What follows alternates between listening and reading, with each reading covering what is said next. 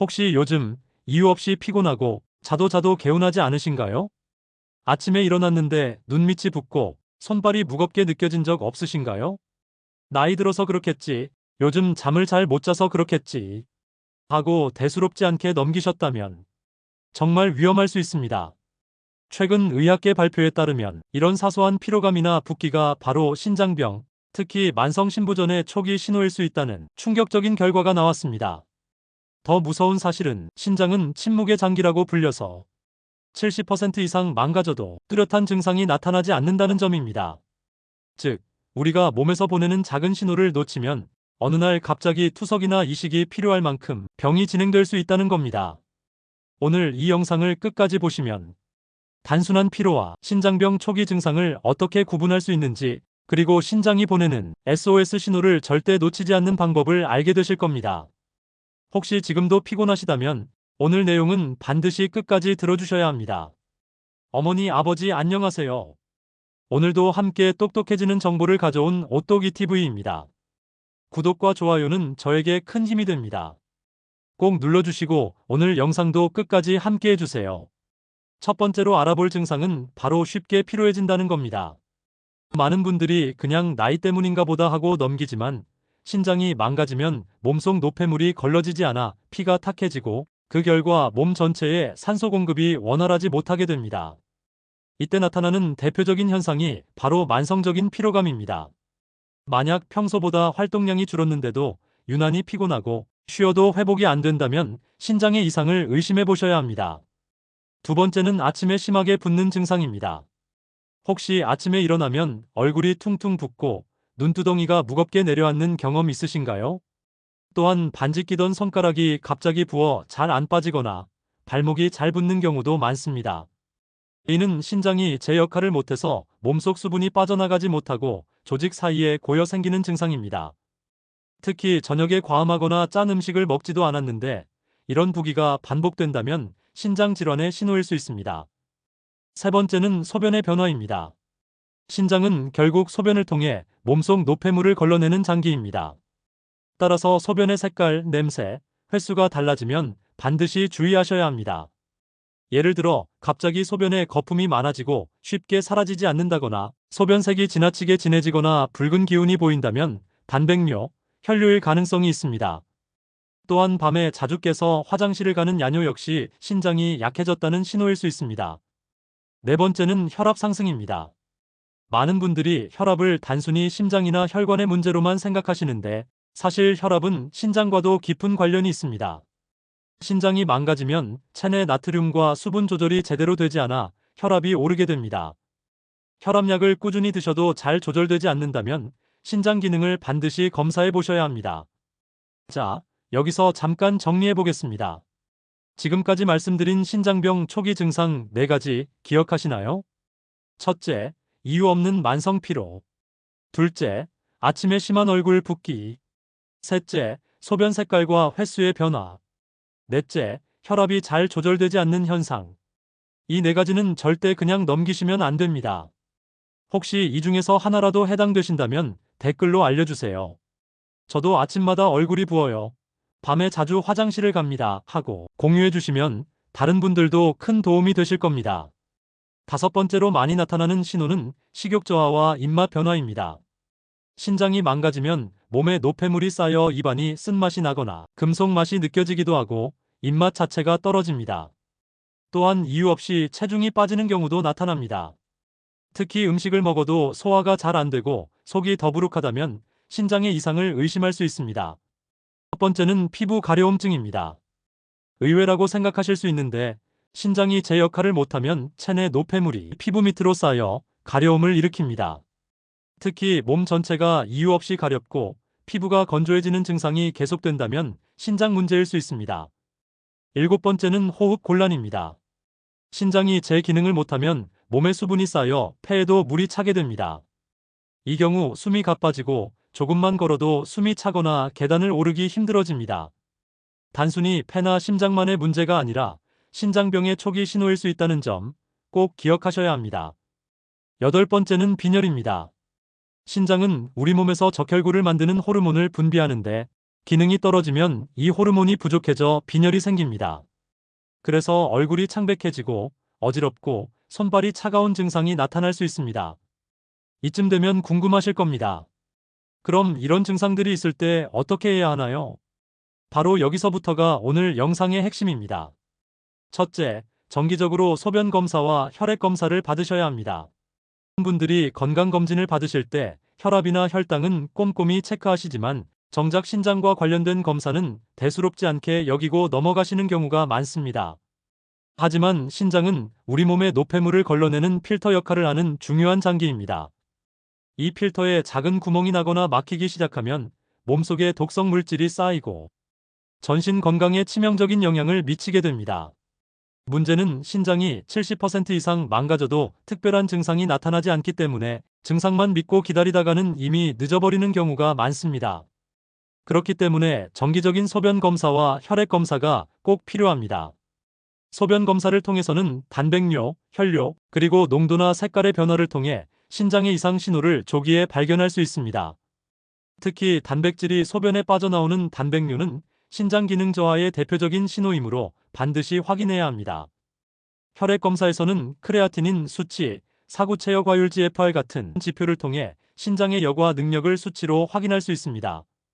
이런 검사 결과를 정기적으로 기록해두면 신장이 점차 약해지는 과정을 조기에 포착할 수 있고 생활 습관을 교정하거나 치료를 통해 진행 속도를 늦출 수 있습니다. 당뇨나 고혈압을 앓고 계신 분들은 신장병의 고위험군입니다. 당뇨가 있으면 혈관이 손상되고 고혈압은 신장의 혈관에 지속적인 압박을 가해 결국 신장이 손상되기 쉽습니다.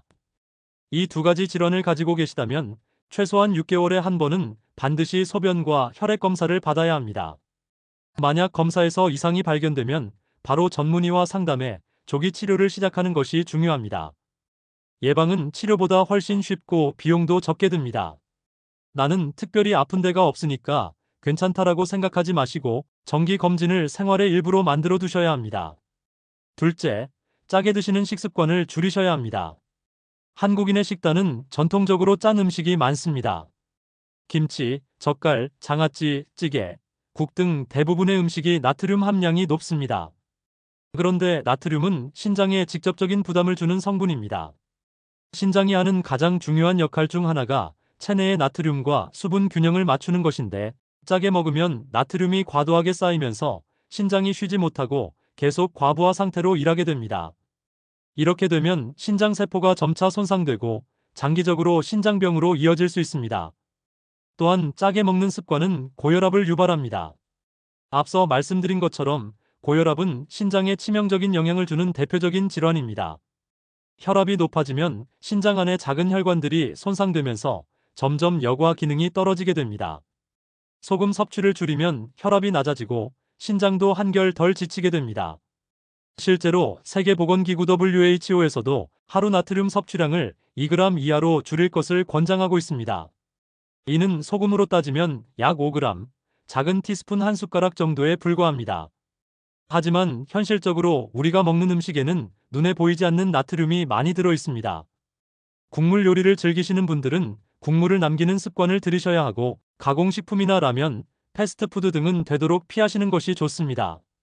또 김치도 물에 살짝 헹궈서 드시거나 저염 김치를 선택하는 방법이 있습니다. 이렇게 조금만 신경 써도 하루 섭취 나트륨 양을 크게 줄일 수 있습니다. 많은 분들이 처음에는 싱겁게 먹는 게 힘들다고 말씀하시지만 두세 주 정도만 꾸준히 실천하면 입맛이 금방 바뀝니다. 오히려 나트륨이 과한 음식이 점점 짜고 자극적으로 느껴지고 자연의 맛을 더 잘 느낄 수 있게 됩니다. 짜게 먹는 습관을 줄이는 것은 단순히 혈압 조절뿐만 아니라 신장 건강을 지키는 가장 확실한 방법 중 하나입니다. 셋째, 충분한 수분 섭취가 필요합니다. 신장은 우리 몸속 혈액을 걸러내고 노폐물을 소변으로 배출하는 역할을 합니다. 이 과정에서 반드시 필요한 것이 바로 물입니다.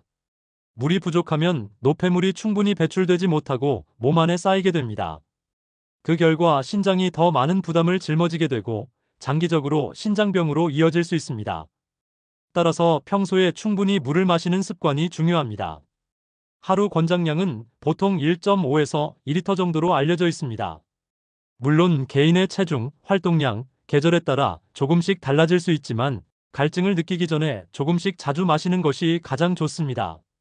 특히 커피, 차, 음료수는 수분을 보충하는 데 도움이 되지 않거나 오히려 수분을 빼앗아 갈 수 있기 때문에 물로 보충하는 것이 원칙입니다. 하지만 여기서 꼭 주의하셔야 할 부분이 있습니다. 이미 신장 기능이 많이 떨어진 분들은 무조건 물을 많이 마시는 것이 오히려 해로울 수 있습니다. 신장이 약해지면 수분을 충분히 배출하지 못하고 몸에 고이게 되는데 이 경우 폐에 물이 차 호흡 곤란이 생기거나 부종이 심해질 수 있습니다. 그래서 신부전 환자분들은 의사의 지시에 따라 하루 섭취해야 할 수분량을 제한하기도 합니다. 즉, 건강한 분들은 평소에 물을 충분히 마시는 습관을 들여야 하고 이미 신장 질환이 있으신 분들은 의사의 지시에 따라 섭취량을 조절해야 합니다. 중요한 건 내 몸 상태에 맞는 적정량을 지키는 것입니다. 많은 분들이 나는 물 대신 보리차나 옥수수차를 마시니까 괜찮다고 말씀하시는데 이 역시 결국 수분 보충 효과는 있지만 첨가된 카페인이나 당분이 있는 경우에는 오히려 부담이 될 수 있으니 순수한 물이 가장 좋습니다. 넷째, 약을 함부로 드시면 안 됩니다. 신장은 우리가 섭취한 음식뿐만 아니라 약물의 대사산물까지 걸러내는 역할을 합니다. 그런데 약을 과다하게 또는 장기간 복용하면 신장이 이 물질들을 해독하고 배출하느라 심각한 부담을 받게 됩니다. 특히 진통제, 해열제, 소염진통제 계열의 약물은 신장을 손상시키는 대표적인 약입니다. 예를 들어 두통이나 관절 통증이 있을 때 습관처럼 진통제를 드시는 분들이 많습니다. 하지만 이런 약을 자주, 장기간 복용하면 신장의 혈류를 떨어뜨리고 세포를 손상시켜 만성 신부전으로 이어질 수 있습니다. 또한 일부 항생제나 건강보조제, 심지어 한약제도 신장에 부담을 줄 수 있습니다. 약은 반드시 의사의 처방에 따라 필요한 경우에만 드셔야 하고 임의로 장기간 복용하시면 절대 안 됩니다. 특히 고령층에서는 여러 질환으로 인해 복용하는 약이 많아지기 때문에 약물 간 상호작용으로 신장에 더 큰 부담이 될 수 있습니다. 예를 들어 고혈압약, 당뇨약, 진통제 등을 동시에 드시는 경우 신장에 무리가 가기 쉽습니다. 따라서 정기적으로 복용 중인 약물을 의사와 상의해 조정하거나 신장 기능 검사를 통해 안전하게 복용할 수 있는지 확인해야 합니다. 또한 건강기능식품이나 영양제를 드실 때도 주의가 필요합니다. 천연이라 안전하다고 생각하기 쉽지만 신장에 해로운 성분이 들어있을 수 있고 고용량 비타민이나 단백질 보충제도 신장에 부담을 줄 수 있습니다. 약이나 보조제를 복용하실 때는 반드시 전문의와 상의하고 몸에 변화가 있으면 즉시 중단하고 검사를 받아야 합니다. 지금까지 내용을 정리해 보겠습니다.